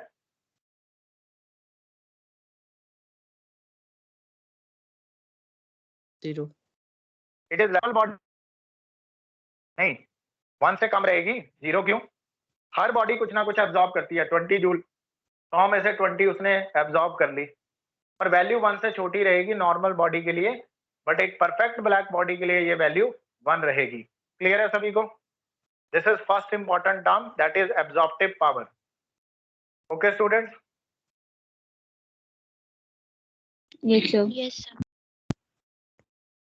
लिख लिया? आगे चलें? इतना लिख लिया सबने? Yes, sir. ओके, नाउ बेटा सेकंड इंपॉर्टेंट टर्म आएगी रिफ्लेक्टिंग पावर।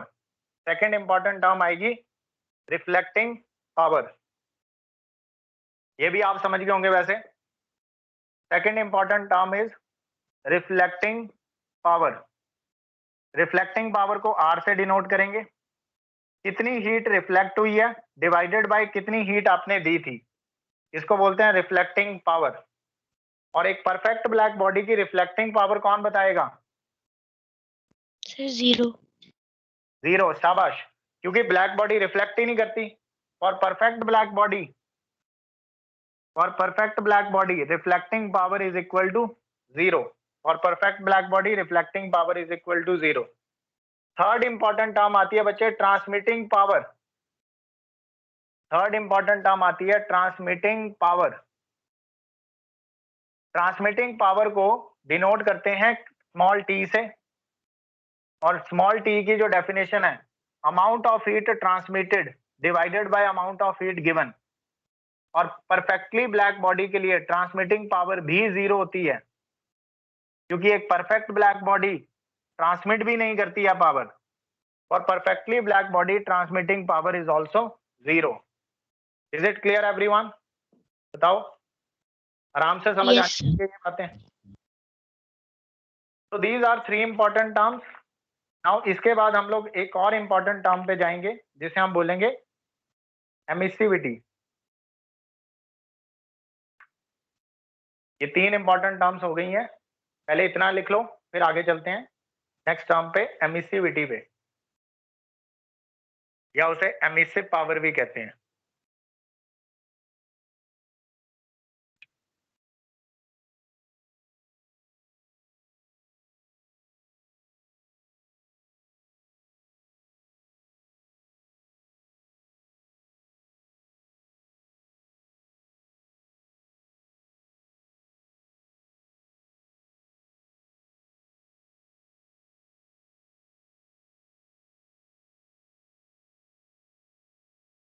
हो गया सभी का बच्चों? रब कर दूं इतना? Yes, Yes, sir. sir. Okay, now moving to fourth important term. Moving to fourth important term, that is called emissivity.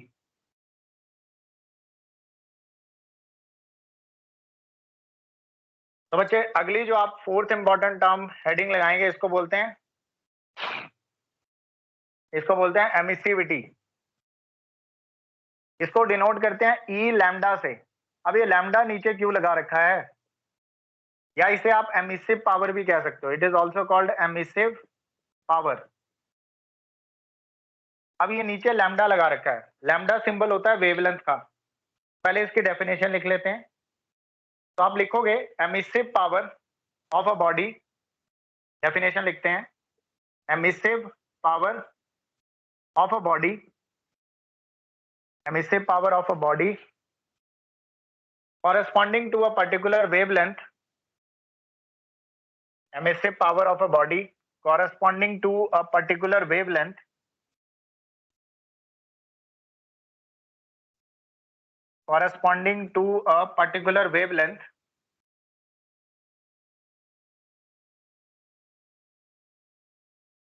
मान लो बच्चे आपने वेवलेंथ ले ली lambda, emissive power of a body corresponding to a particular wavelength, say lambda,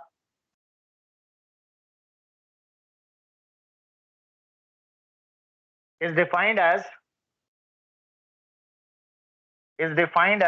amount of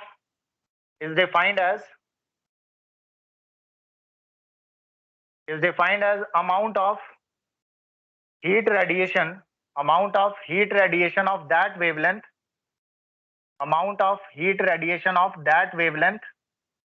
which is lambda, amount of heat radiation of that wavelength emitted per second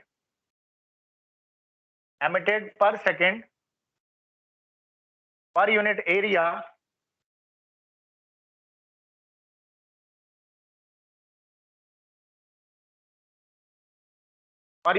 of its surface। बच्चे ये हमने define किया ई lambda को।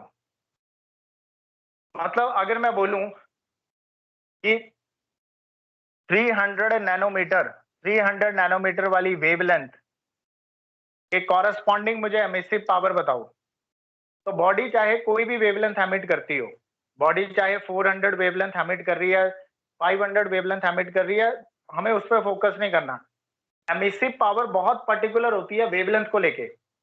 हमने जिस wavelength के corresponding emissive power निकालनी है, उसी वेवलेंथ की हमने देखनी है कि उसी वेवलेंथ की रेडिएशन कितनी एमिट हो रही है, amount of heat radiation of that wavelength, like 300 nanometre लेनी है आपने, तो amount of heat radiation of 300 nanometre emitted per second. कोई बॉडी का सरफेस अपने यूनिट एरिया से 1 सेकेंड में 300 नैनोमीटर की कितनी रेडिएशन एमिट करता है, कितना amount of heat radiation 300 nanometre वाली एमिट कर रहा है, उसे बोलेंगे emissive power corresponding to 300 nanometre. ऐसे ही वो बॉडी 400 नैनोमीटर वाली कितनी हीट रेडिएशन एमिट कर रही है, उसे बोलेंगे emissive power corresponding to 400 nanometre. तो ये लैम्डा को लेके स्पेसिफिक है, यानी ये वेवलेंथ को लेके स्पेसिफिक है। बच्चों मेरी बात समझ आ रही है आपको, यस और नो?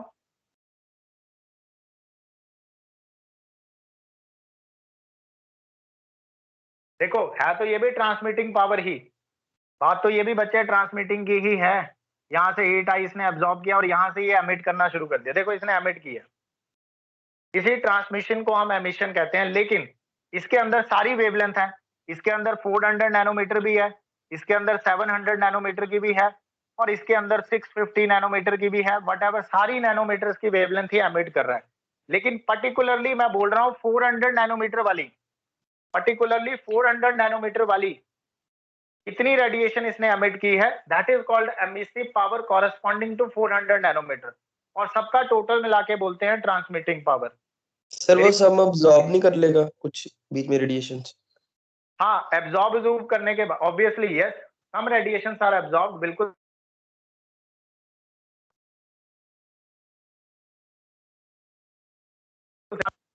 पर हम एमिशन वाली, एमिट कौन सी कर रहा है? एमिसिव पावर एमिशन के लिए है। और सर एमिशन आपकी वॉइस पता नहीं क्यों ब्रेक हुई जा रही है सर, बार-बार बीच में 2-3 बार होगी सर। अब इसका मैं कुछ नहीं कर सकता, मेरा इंटरनेट कनेक्शन एकदम ओके है, वो अलग मैटर है मेरा, उस पर मैं कुछ नहीं कर सकता, मेरे हाथ में नहीं है। अब मैं बात कर रहा था कि अलग अलग रेडिएशंस की पावर्स एमिट हो रही हैं, अलग अलग वेवलेंथ की रेडिएशंस एमिट हो रही हैं। तो पर्टिकुलरली 400 नैनोमीटर पर्टिकुलरली 400 नैनोमीटर वाली हीट रेडिएशन कितनी एमिट हुई है पर यूनिट एरिया से 1 सेकेंड में, that is called emissive power corresponding to 400 nanometre. बच्चे मेरी बात समझ रहे हो आप या नहीं? यस और नो? हाँ जी,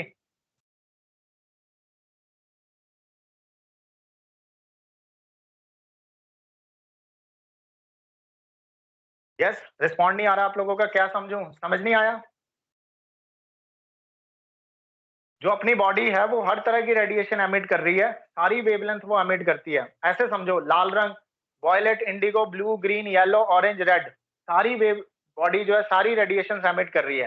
लेकिन मुझे पर्टिकुलरली रेड कलर चाहिए।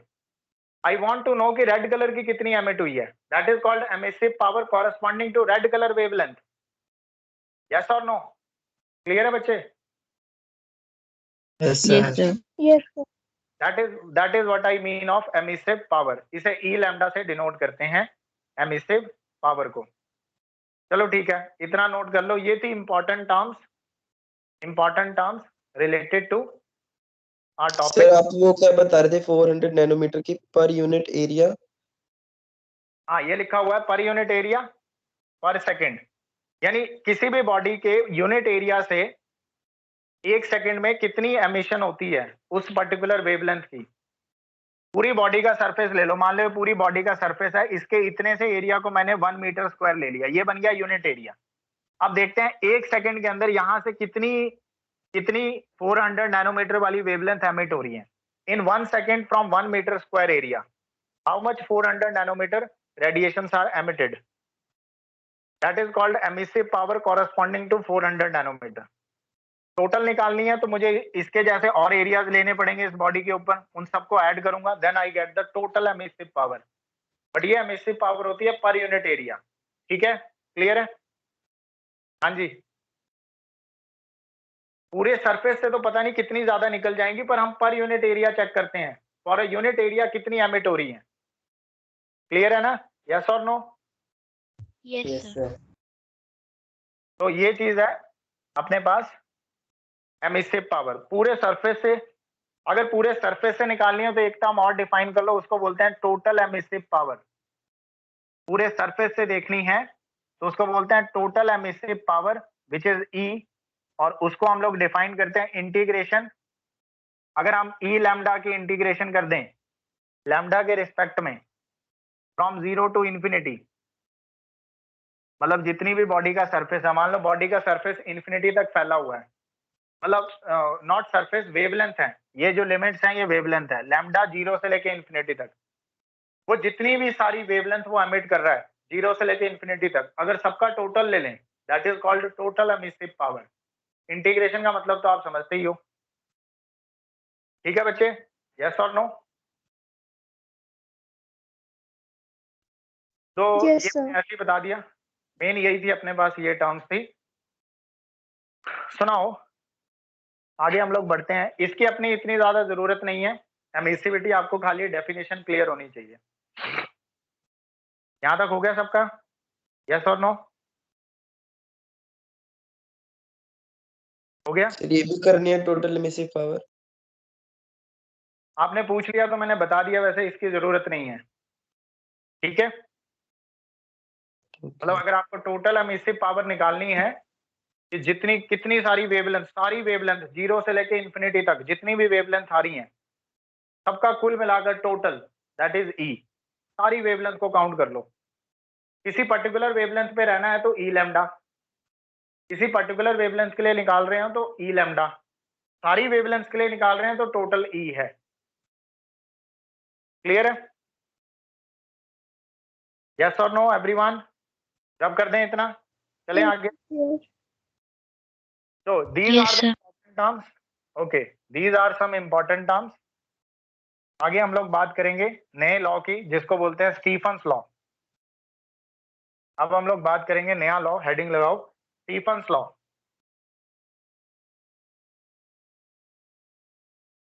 स्टीफन्स लॉ, सर और कितने टॉपिक रह गए? बस थोड़ा ही रह गया। स्टीफन्स लॉ में आप लिखोगे अकॉर्डिंग टू स्टीफन्स लॉ, लिख लेना अकॉर्डिंग टू दिस लॉ, इसके स्टेटमेंट लिखने जा रहे हैं। according to this law, amount of heat radiation, according to this law,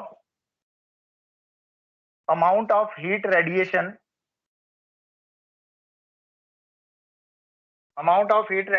emitted, amount of heat radiation emitted, इसको अंडरलाइन कर लेना, एमिटेड पर यूनिट टाइम, मतलब हमने टाइम को 1 सेकेंड लिया, emitted per unit time, T की वैल्यू हमने 1 second ले ली, emitted per unit time per unit area, मतलब फ्रॉम अ यूनिट एरिया, मतलब हमने एरिया को भी यूनिट ले लिया, मान लो आपने एरिया ले लिया 1 मीटर स्क्वायर। ये दो चीजें आपको ध्यान रखनी है कि स्टीफन्स लॉ डिफाइन कर रहे हैं लेकिन टाइम को 1 सेकेंड लेके और एरिया को 1 मीटर स्क्वायर लेके, यानी एरिया को भी यूनिट ले रखा है, टाइम को भी हमने यूनिट ले रखा है। तो पर यूनिट एरिया पर यूनिट टाइम आपने कंसीडर किया, amount of heat radiation emitted from a unit area of a body, from a unit area of a body at absolute temperature T, at absolute temperature, temperature ले लिया हमने T, किसी temperature T पर बात कर रहे हैं, is directly proportional to, is directly proportional to, is directly proportional to fourth power, is directly proportional to fourth power of temperature, is directly proportional to fourth power of temperature। क्या कहना चाहता है ये कहना चाहता है कि जितनी भी आपने amount of heat radiation emit हुई है उसको हम लोग डिनोट करते हैं, amount of heat radiation emitted को वी डिनोटेड बाय ई, मान लो amount of heat radiation emitted per unit time per unit area. ये ध्यान रखना, टाइम को हमने 1 सेकेंड ले रखा है, एरिया को 1 मीटर स्क्वायर ले रखा है, टाइम भी यूनिट है, एरिया भी यूनिट है। तो amount of heat radiation emitted is directly proportional to T raised to power 4, यानी कितनी एनर्जी एमिट हो रही है, कितनी हीट एनर्जी एमिट हो रही है, that is directly proportional to fourth power of temperature. This is called Stephen's law. जैसे ही आप ये प्रोपोर्शनैलिटी साइन हटाओगे एक कांस्टेंट आएगा, इस कांस्टेंट को हम लोग बोलते हैं sigma, it is denoted by symbol sigma. And what is this sigma? Sigma को बोला जाता है बच्चे स्टीफन्स कांस्टेंट, सिग्मा को बोला जाता है स्टीफन्स कांस्टेंट, इसकी वैल्यू फिक्स होती है। स्टीफन्स कांस्टेंट की वैल्यू आपको याद रखनी है, इट इज 5.67 इंटू 10 की पावर -8, 10 की पावर -8 वॉट मीटर -2 और केल्विन -4, वॉट मीटर -2 केल्विन -4। अब आप पूछोगे कि ये यूनिट कैसे आई है, तो मैं आपको एक बार बता देता हूं। अगर मैं यहां से सिग्मा निकालूं, सिग्मा आएगा energy upon T raise to power 4। अब ये जो एनर्जी है ये खाली जूल्स में नहीं है बच्चे, ध्यान से सुनना, energy is not only in joules, याद रखना it is energy per unit time per unit area, यानी डिवाइडेड बाय टाइम भी है और डिवाइडेड बाय एरिया भी है, यानी ये एनर्जी जूल में नहीं है, ये जो E है this is energy per unit time per unit area, वो तो हमने टाइम और एरिया को 1 लिया हुआ है, डिवाइडेड बाय टेम्परेचर, टेम्परेचर बोले तो केल्विन रेज़ टू पावर 4। अब ये जूल पर सेकंड को बोला जाता है वॉट, जूल पर सेकंड को बोलते हैं वॉट, इसलिए सिग्मा की यूनिट क्या बनी, वॉट मीटर -2 और ये टेम्परेचर केल्विन है, ऊपर जाएगा तो -4। बताओ बच्चों समझ में आ गया सबको? हाँ जी, yes sir. Yes, sir. Repeating it, ये जो एनर्जी है ना ये एनर्जी जूल्स में नहीं है, this E is heat energy but it is not in joule. Actually what is it बच्चे, ये सिर्फ हीट एनर्जी नहीं है। अगर आप बोलेंगे इट इज हीट एनर्जी बस हो गया काम खत्म, नहीं, it is heat energy per unit time, it is heat energy per unit time per unit area, मतलब डिवाइडेड बाय टाइम भी है और डिवाइडेड बाय एरिया भी है। तो अगर मैं इसकी यूनिट देखूं तो इसकी प्रॉपर यूनिट आएगी जूल अपॉन टाइम, मतलब अपॉन सेकेंड, अपॉन एरिया मतलब मीटर स्क्वायर, इसकी प्रॉपर यूनिट ये है, इसलिए तो सिग्मा की यूनिट वो आ रही है। क्लियर है ना बच्चों? ये रब कर दूं साइड में, समझ गए ना आप लोग? इतना यूनिट वाला पार्ट रब कर दूं? Yes, sir. तो सिग्मा की वैल्यू आपको डायरेक्ट याद रखनी है, न्यूमेरिकल क्वेश्चन में नहीं गिवन होगी, आपको खुद लर्न करनी पड़ेगी। क्वेश्चन में आपको नहीं दी जाएगी सिग्मा की वैल्यू। स्टीफन्स कांस्टेंट की जो वैल्यू है, you have to learn it, याद रखनी पड़ेगी, फिक्स वैल्यू है। अब ये लॉ कहता है कि जितनी हीट एनर्जी कोई बॉडी एमिट कर रही है per unit time per unit area, वो टेम्परेचर की 4th पावर पे डिपेंड करती है। आओ इसको ऐसे, ये तो हो गया बड़ा कॉम्प्लिकेटेड सा, हम इसको बना रहे हैं, बट बहुत इजी ढंग से इसको समझते हैं। मान लो मेरे पास कोई बॉडी है और उसका टेम्परेचर है बच्चे 20 केल्विन। मान लो एक बॉडी है, उसका टेम्परेचर 20 केल्विन है, अभी बॉडी का टेम्परेचर 20 केल्विन है। तो ये बॉडी जो हीट एनर्जी, इसका यूनिट एरिया ले लो, इतना एरिया इसका 1 मीटर स्क्वायर है। इस बॉडी का ये वाला एरिया मान लो 1 मीटर स्क्वायर है। अब हम देखेंगे 1 सेकंड में इस बॉडी से कितनी हीट एनर्जी एमिट हो रही है। 1 सेकंड में इस बॉडी से, 1 सेकंड में जो हीट एनर्जी एमिट हो रही है इसके यूनिट एरिया से, वो हो रही है E। और ये लॉ कहता है कि E जो है वो टेम्परेचर यानी 20 की 4th पावर के प्रोपोर्शनल है। बात समझ रहे हो? जितना बॉडी का टेम्परेचर है उसकी 4th पावर के प्रोपोर्शनल होएगा कि वो कितनी हीट एनर्जी एमिट करेगा 1 सेकंड में 1 यूनिट एरिया से। हाँ जी बच्चों, बात समझ आई सबको? यस और no? Please tell me. Yes, sir. So that is called Stephen's law. Sir वो रब क्यों किया? रब वो क्योंकि रैंडम था, वो अपने काम एक ही बारी में समझ लिया करो। सर नोट कर रहे थे। नोट अगर आपको समझ आ गया तो आप खुद भी बना सकते हो, ये ड्रामा मेरे साथ नहीं चलेगा अब आपका। जस्ट बिकॉज ऑफ यू परेशान हो जाता हूं मैं, सर ये क्यों किया, सर वो क्यों किया, सर ऐसा नहीं किया, वैसा नहीं किया। If you are able to understand तो आप वो खुद बना सकते हैं, मैंने उसमें कोई। अच्छा बच्चों, बाकी बच्चे बताओ, क्या आप नहीं बना सकते अगर मैंने रब भी कर दिया वो चीज एक बार समझा के? क्या वो इतनी बड़ी चीज थी कि आपको उसको मुझे 5 मिनट तक उसके लिए रुकना चाहिए था? इतनी बड़ी चीज नहीं थी कि मैं उसके लिए 5 मिनट रुकूं और आपको टाइम दूं कि बना लो। जो मेन कंटेंट है वो लिखा रहता है बोर्ड पे, उसके लिए इनफ टाइम आपको मिलता है।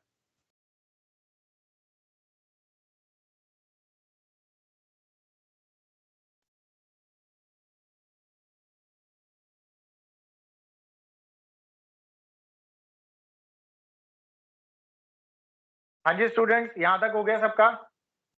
डन? लिख लिया सबने? Yes, sir. Yes, sir. Yes, sir. Yes, sir. सुनाओ। अब इसके बाद ये स्टीफन्स लॉ जो है, इसमें हमने एक दो चीजें एज्यूम की हैं, देखो ध्यान से। हमने एज्यूम किया टाइम 1 सेकेंड, हमने एज्यूम किया एरिया 1 मीटर स्क्वायर। बट अगर टाइम और एरिया 1 सेकेंड या 1 मीटर स्क्वायर ना हो, तब क्या करेंगे? आओ देखते हैं। तो उस लॉ को थोड़ा और मॉडिफाई करेंगे, उस लॉ को थोड़ा और मॉडिफाई करेंगे। तो एक्चुअल में स्टीफन्स लॉ जो है थोड़ा सा अधूरा है। एक्चुअल जो लॉ है उसे बोलते हैं स्टीफन बोल्ट्जमैन लॉ। अगली जो हेडिंग लगाओ आप। वैसे तो बच्चे यही स्टीफन्स लॉ है, बट स्टीफन्स लॉ की एग्जैक्ट फॉर्म है ये। हाँ जी, कोई कुछ कह रहा है? Please ask.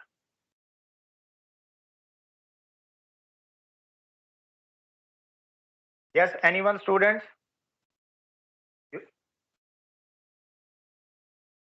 Any students? Okay, now what is Stephen Boltzmann law? Stefan Boltzmann law को देखते हैं बच्चे, क्या कहता है स्टीफन बोल्ट्जमैन लॉ। ये कहता है एनर्जी इज इक्वल टू, पहले हमने कहा sigma into T raise to power 4, ये सबको पता है, ये है स्टीफन्स लॉ। पर उसमें हमने एरिया को 1 यूनिट लिया हुआ था और टाइम को 1 सेकेंड लिया था। अब की बार मैं जो ले रहा हूं, यहां पर एक एरिया को अगर मैं यहां मल्टीप्लाई कर दूं, क्योंकि इसके नीचे असल में टाइम था और एरिया था जिसकी वैल्यू मैंने 1 ले रखी थी, इसलिए वो शो नहीं कर रहे थे। अब एरिया की वैल्यू 1 नहीं है, तो इस एरिया को उठा के यहां से वहां ले गए, तो यहाँ मल्टीप्लाई हो रहा है, डिवाइड हो रहा है नीचे, उधर जाके मल्टीप्लाई हो गया। तो अब फॉर्मूला में यहाँ पे एरिया आ जाएगा और यहाँ बचेगा खाली टी। अभी भी हम टाइम को 1 सेकेंड ही ले रहे हैं, तो इसलिए इसको यहाँ से रब कर देंगे। तो ये अपने पास क्या आया? This is energy. What is this? This is energy per unit time, energy emitted per unit time. It is energy emitted per unit time. अभी हमने खाली टाइम को 1 यूनिट लिया है, एरिया को 1 यूनिट नहीं लिया, इसलिए एरिया यहाँ मल्टीप्लाई हो गया। बोल्ट्जमैन ने कहा यहाँ पर एक चीज और आएगी जिसे हम बोलते हैं ई, विच इज कॉल्ड एमिसिविटी, जो हमने अभी अभी पढ़ी है। ये आपको क्वेश्चन में वैल्यू दी गई होगी। इस लॉ को बोलते हैं Stefan Boltzmann law. This law is known as Stefan Boltzmann law. Sometimes बच्चे energy emitted per second, basically actually it is energy upon time. What is it? It is energy upon time. तो energy upon time है ये, that is energy upon time. हाँ जी बच्चों, बात समझ में आ रही है ना? एरिया कहाँ गया? एरिया कहाँ गया? कौन बताएगा?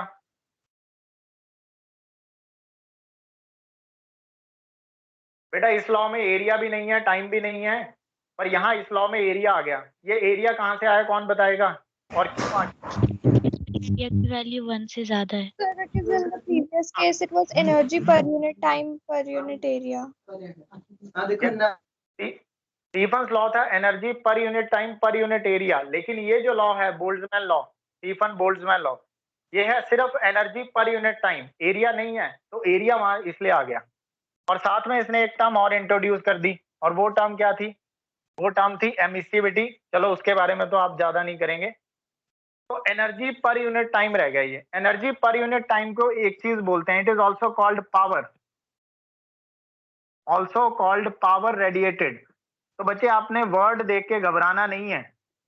अगर आपको बोलते हैं फाइंड आउट पावर रेडिएटेड, या आपको बोलते हैं find out energy emitted per unit time, या तो यूनिट टाइम लगा के बोलेंगे, एनर्जी के साथ यूनिट टाइम बोलेंगे, नहीं तो सीधा बोल देंगे पावर, क्योंकि एनर्जी अपॉन टाइम को ही पावर कहते हैं। इज इट क्लियर बच्चों? यस और नो? हाँ जी, मेरी बात समझ रहे हो सारे? यस और Yes, sir. हाँ जी। So this is power. You can also say power. तो sometimes we can also write, therefore और करके लिख रहा हूँ, और करके you can also write power. Power is equal to EA sigma T4. कोई प्रॉब्लम नहीं है, कोई प्रॉब्लम नहीं है। P करके लिखो या E करके लिखो, आपको उनके सिंबल्स का मतलब पता होना चाहिए। P बोले तो पावर रेडिएटेड, E बोले तो energy emitted per unit time. बात तो वही है, एनर्जी अपॉन टाइम को ही पावर कहते हैं। तो one and same thing, but don't be confused.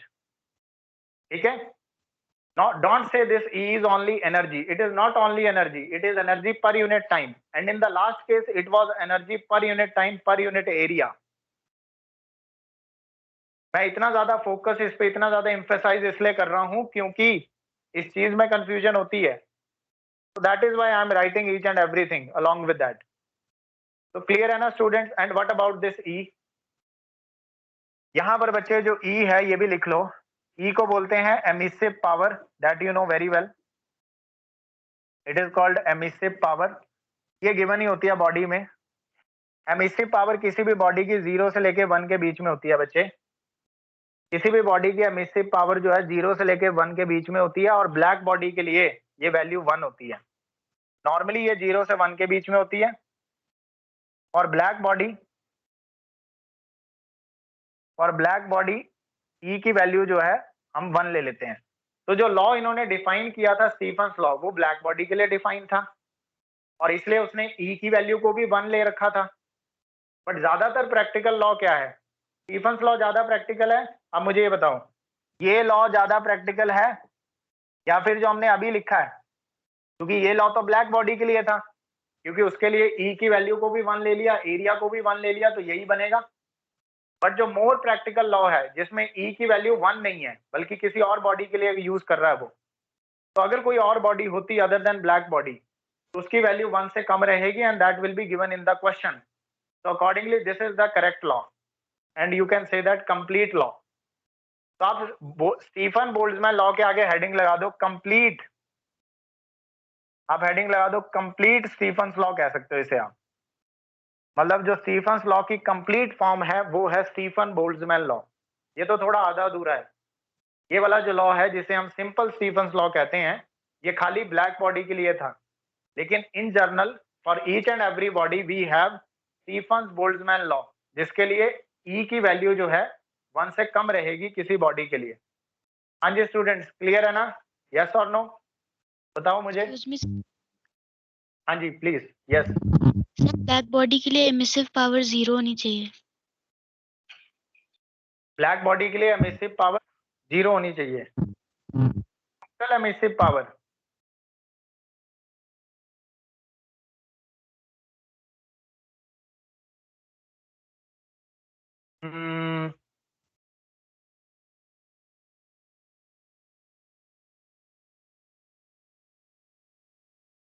Total emissive power जो है, आपकी बात बात तो ठीक है, चलो इसको देखेंगे। Because in the book it is written E is equal to 1 for perfect black body. तो करेंगे इसको डिस्कस, देख के आऊंगा मैं इसे क्या है, इसमें चेंजेस क्या हैं। अभी के लिए आप इतना नोट कर लो, अगर चेंजेस हुए तो मैं करवा दूंगा क्लास में, ठीक है? Till then take it E is equal to 1 for black body. I think so कि एमिसिव पावर को थोड़ा और डिफाइन करवाना पड़ेगा आपको, तब जाकर कोई चीज क्लैरिटी होगी। देखते हैं इसको। यहां तक हो गया अपने पास स्टीफन बोल्ट्जमैन लॉ। क्लियर है ना सबको? इतना तो क्लियर है? कोई डाउट? कर दें इसको रब रब कर दें इसे बच्चों? हाँ जी। Yes, sir. Yes, sir. Okay, तो हमने इसको कर दिया रब। समझो ये ऑलमोस्ट चैप्टर आपका हो ही गया है। ऑलमोस्ट इस चैप्टर को आप पूरा मान ही सकते हैं, बस थोड़ा सा ही रह गया है। पर चलो, क्योंकि टाइम हो गया काफी ज्यादा टाइम होने की वजह से मैं थोड़ा ब्रेक दे दूंगा आपको। जो छोटा सा टॉपिक रह गया है उसे हम अपनी क्लास में कवर कर ही लेंगे। सुनाओ बच्चे, इसमें एक चीज है, अभी हम लोग जो मैं बात कर रहा था, न्यूमेरिकल लिख लो, एक क्वेश्चन लिख लो based on Stefan's law. Write down a filament maintained at, question है, a filament maintained at filament maintained at temperature, filament का टेम्परेचर मेंटेन कर रखा है 1827 degree Celsius. A filament maintained at temperature 1827 degree Celsius has emissivity, और उस filament की emissivity मैंने बताया ना, एक क्वेश्चन में गिवन ही होता है एमिसिविटी। उस फिलामेंट की एमिसिविटी 0.5 है। कैलकुलेट द पावर रेडिएटेड,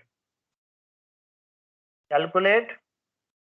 अब देखो इन्होंने कहा पावर रेडिएटेड, या तो ये कहते हैं energy per unit time, energy per unit time radiated, या power radiated. Calculate the power radiated per unit area of the filament. Area आपको 1 मीटर स्क्वायर दे दिया, यूनिट एरिया, पर unit area of the filament, power radiated per unit area of the filament.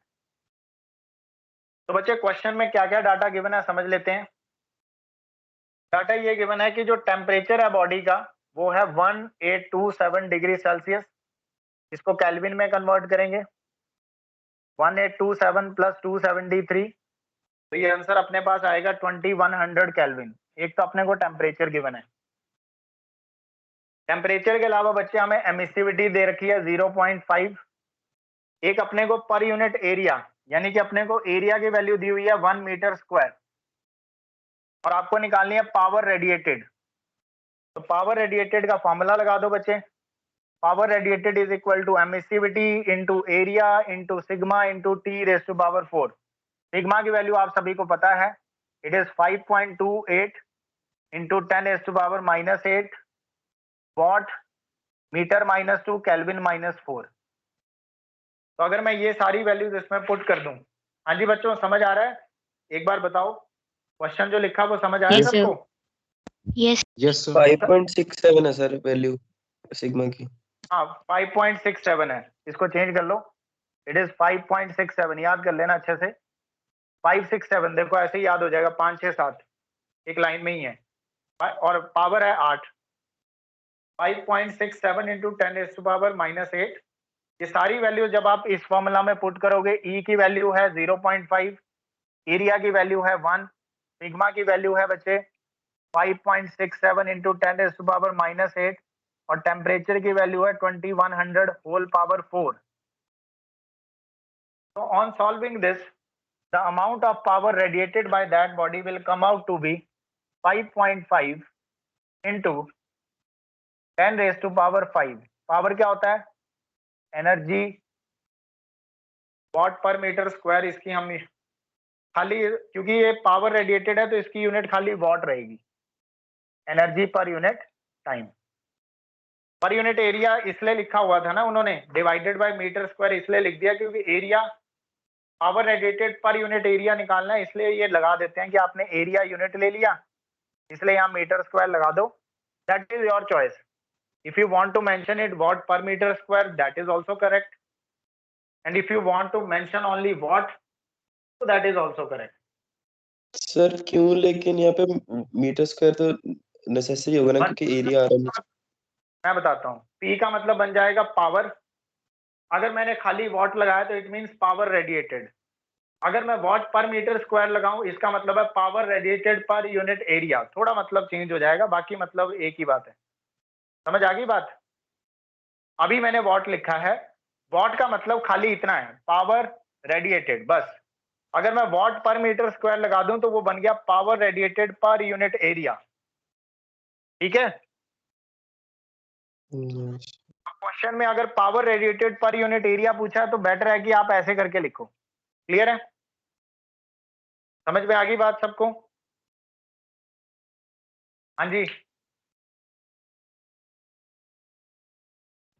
Yes, sir. बाकी मैं गलत कोई भी नहीं करूंगा. अगर आप वॉट लिखते हैं तो भी मैं करेक्ट करूंगा, वॉट पर मीटर स्क्वायर लिखते हैं तो भी करेक्ट करूंगा. बट द थिंग इज कि आपको क्लियर होना चाहिए कि what is this P indicating. If you are writing watt only that means it is only power, and if you are writing watt per metre square that means it is power per unit area. तो both are correct in their own sense. But इसका question जो है सीधा सीधा आएगा. If you know the formula, everything is given to you. आपने just value put करके answer निकालना है. Stefan's law, Stefan Boltzmann law को समझ लो अच्छे से. जो कंप्लीट स्टीफन्स लॉ है उसको अच्छे से समझ लो. एमिसिविटी की वैल्यू आपको कहीं निकालनी नहीं होती. अब वो जो अपना डाउट रह गया एमिसिविटी की वैल्यू 1 क्यों है ब्लैक बॉडी के लिए, वो हम करेंगे डिस्कस. वो एक डाउट है. But otherwise in the question it is given, emissivity is given. But हाँ, वो डाउट कर लेंगे डिस्कस की उसका मेन मतलब क्या निकल के आता है, करेंगे. ठीक है बच्चे? Other than that any other doubt, anyone? Yes, tell me.